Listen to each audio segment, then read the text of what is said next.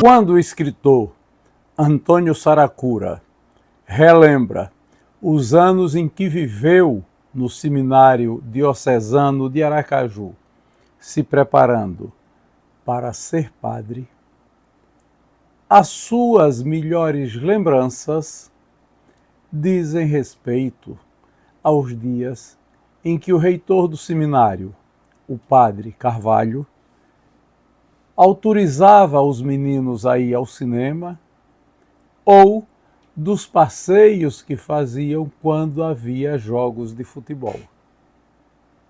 Na verdade, Saracura nunca desejou ser padre. Ir para o seminário foi um sonho da sua mãe. Ele confessa que anos depois entendeu que aquilo era uma estratégia que a sua mãe montou com o padre Arthur, padre da paróquia de Itabaiana, de Santo Antônio e Almas, a fim de que Saracura pudesse alargar os seus horizontes intelectuais, receber uma melhor formação escolar, estudar. Saracura, num dado momento, começou a perceber que queria fazer coisas que no seminário não eram permitidas. Queria ter namoradas, queria andar no mundo, queria conhecer o mundo, queria, enfim, viver de uma certa forma intensa que não era permitida para os meninos que estavam no seminário.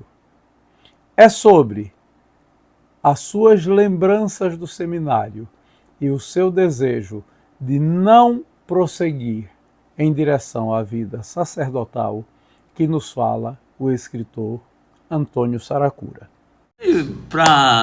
Sempre que tinha uma festa no interior, nós íamos, e às vezes lá tinha partida de futebol, e nosso time e o time dos menores com alguém da cidade, dos maiores com alguém da cidade, já meio profissional, porque nós tinha uma turma que jogava bem. Eu, para ser escalado, era muito complicado, porque apesar de eu ser um cara bem relacionado, mas eu jogava muito mal, mas sempre conseguia uma vaguinha no final de back de espera lá, porque eu era um arranca-toco desgraçado.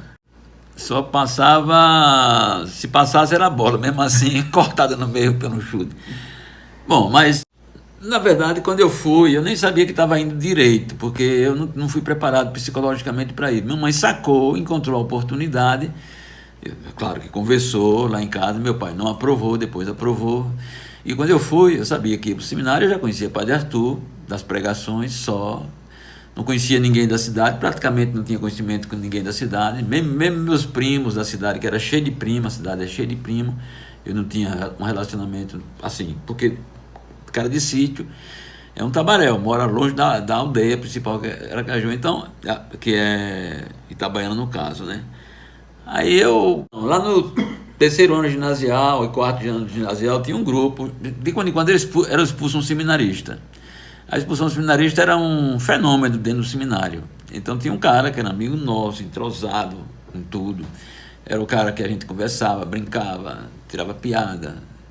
E aí, por um motivo qualquer, o cara era expulso.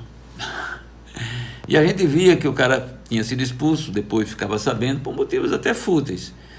Porque o pai pegou ele conversando com uma menina lá que era, digamos assim, a gente adolescente,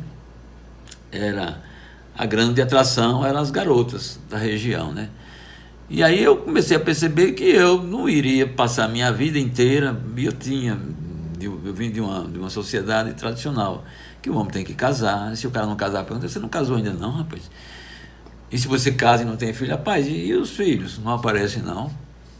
Então, dentro da minha estrutura, eu comecei a perceber que aquilo era indispensável para mim. Eu ia chegar a um ponto, e os padres com quem eu convivia, assim, tipo, que faziam palestras, mesmo palestras motivacionais, sempre estava alertando, vocês têm que ver direitinho, porque a vida de padre é uma vida de sacrifício e tudo mais, de pobreza, inclusive.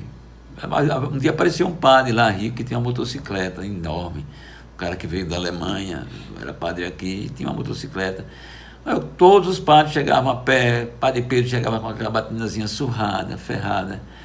Eu digo, mas rapaz, não vai dar certo para mim não, esse negócio. Eu tenho que ter um jeito de ter uma vida, pelo menos, e dependia da disciplina, do carão do bispo. Tinha deles que reclamavam assim pra gente, naquelas rodas e era um tipo de atividade que não fazia o meu jeito de ser, pela minha estrutura familiar, pela minha criação e tudo mais. Lá no terceiro ano de ginásio, mais ou menos, eu já estava decidido a sair. No quarto ano, eu estava certo que ia sair. Quando eu saía de férias em Itabaiana, a gente tinha contato, eu já tinha contato com a cidade dessa vez aí, já tinha com os meus colegas de Oliveira, Geraldo Zé Gordinho e outros mais, que eram seminaristas de Itabaiana, e alguns. Aí a gente saía pelas feiras de São João, festa de Natal, atrás das meninas para conversar. E eles conheciam meninas e me apresentavam, eu ficava encabulado pra caramba.